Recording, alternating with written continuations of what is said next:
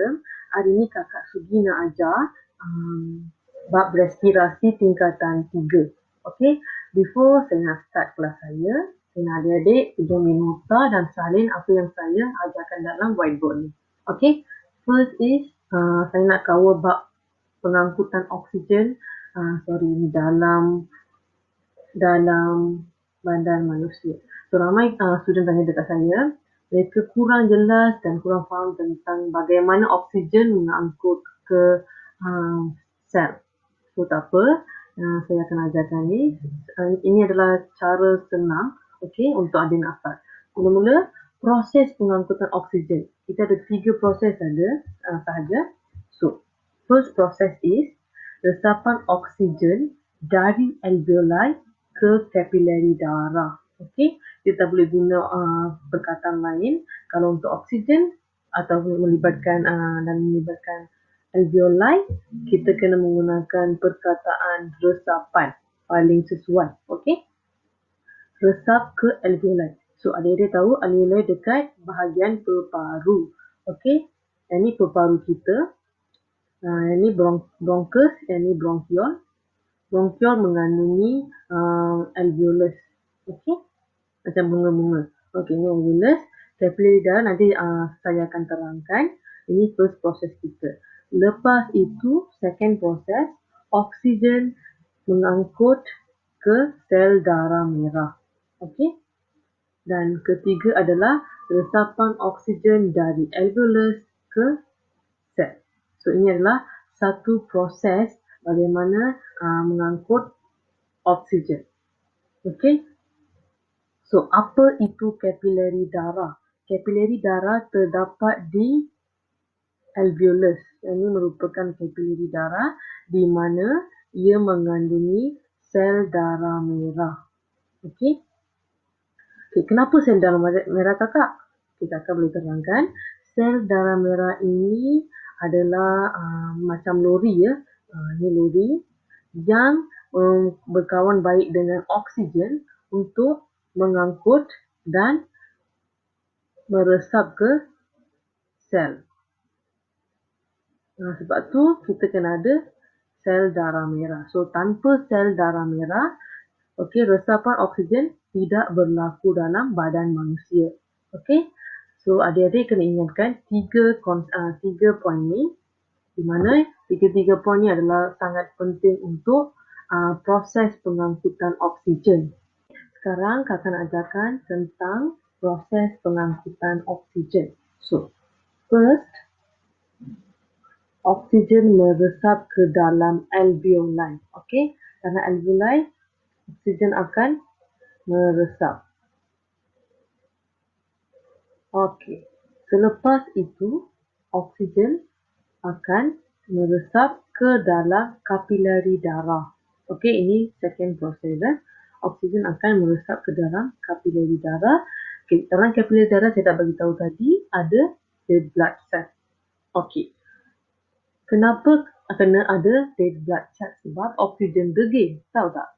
Oksigen degil sebab tak larut dalam darah. Kalau oksigen tak larut dalam darah, dia tak dapat menghantar ataupun mengangkut oksigen kepada sel. So, jadi darah mengandungi hemoglobin. Hemoglobin adalah salah satu pigmen yang terdapat dalam sel darah merah. So, sebab itu darah kita tu warna merah.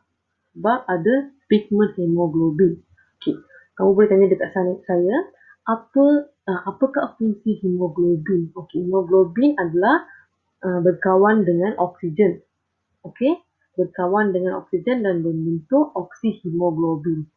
Okey, selepas dah membentuk oksihemoglobin, maka oksigen boleh meresap ke tisu badan manusia. Okey, tanpa hemoglobin, oksigen tak dapat pergi dekat laluan ni. So, dalam kes ni, hemoglobin adalah sebagai reaktan ataupun lori yang angkat oksigen ke tisu badan. Okey. Selepas oksigen dihantar ke tisu badan, okey, maka sel akan meresap oksigen dan menghantar kepada seluruh badan manusia. So, macam itulah oksigen akan mengangkut dalam badan manusia. Ini adalah proses yang senang sangat. Okey. Selepas oksigen menghantar kepada sel, lepas tu sel akan menghantar balik karbon dioksida. Okey, ini macam proses penghantaran lah. Kalau you bagi saya gula, I bagi you gula. Macam tu. Okey, oksigen beri balik karbon dioksida daripada tisu ke kapilari darah. Ini macam proses reverse tau. Kalau oksigen pergi macam ni, karbon dioksida pergi macam bertentangan. Proses bertentangan. Okey, pergi dekat kapilari darah, lalu dan diresap keluar. Okey, gunakan ayat perkataan ini, diresap keluar dari alveoli. So ini adalah proses yang sangat senang untuk difahami. Okey, macam ni. Oksigen masuk dan karbon dioksida keluar melalui proses yang kakak jelaskan tadi. Okey ya. Ini cara pengangkutan oksigen dalam badan manusia. Pada kepekatan oksigen dan CO2. Kepekatan bermaksud kandungan oksigen atau karbon dioksida dalam bahagian tertentu. Okey. So first thing kita akan tengok pada 3 bahagian, sebab 3 bahagian ini adalah amat penting dalam proses pengangkutan oksigen. Okay. First kita tengok pada alveoli. Kandungan oksigen pada alveoli tinggi, manakala kandungan karbon dioksida di alveoli adalah kurang. Sebab alveoli mula-mula dia akan meresap oksigen. So oksigen is the first, okay, diffuse to alveoli. Kalau first, ini perjalanan dia, lepas itu diresap ke kapilari darah dan airnya resap dalam tisu badan. Okey. So, selepas itu barulah kita akan dapat CO2. Maka kandungan oksigen dalam alveoli adalah tinggi berbanding karbon dioksida. Sebab dia yang menerima first oksigen, macam oksigen yang first datang dekat alveoli. Okey, senang fahamlah. Okey, lepas tu kapilari darah.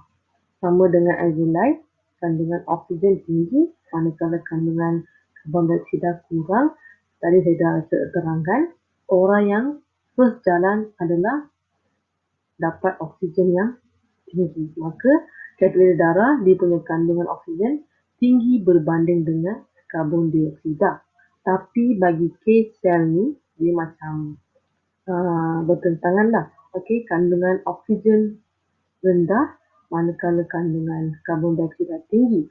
So remember, dalam sel, okey, kemasukan oksigen, meresapan. Oksigen resap, okey, resap dalam kuantiti yang kurang dan karbon dioksida meresap keluar dalam kuantiti yang tinggi. Ini style sel badan manusia. So dia mengambil less oksigen dan mengeluarkan banyak karbon dioksida. Okey, sebab sel ni bekerja keras lah. Okey, untuk menggunakan oksigen, dia punya flow lah yang keluar banyak. Yang ni flow ni lah dikenali sebagai CO2. Maka kita pun sel ni mengeluarkan karbon dioksida yang banyak berbanding oksigen. Yang ni dia adik kena ingat. Yang lain ni adik ikut logik saja. Okey ya. Okey. Terima kasih adik-adik. Okey, kalau video ni bagi manfaat kepada adik-adik, tekan pada subscribe untuk melihat watch my new upcoming videos. Okay. Thank you so much. Okay, love you all adik-adik. Bye.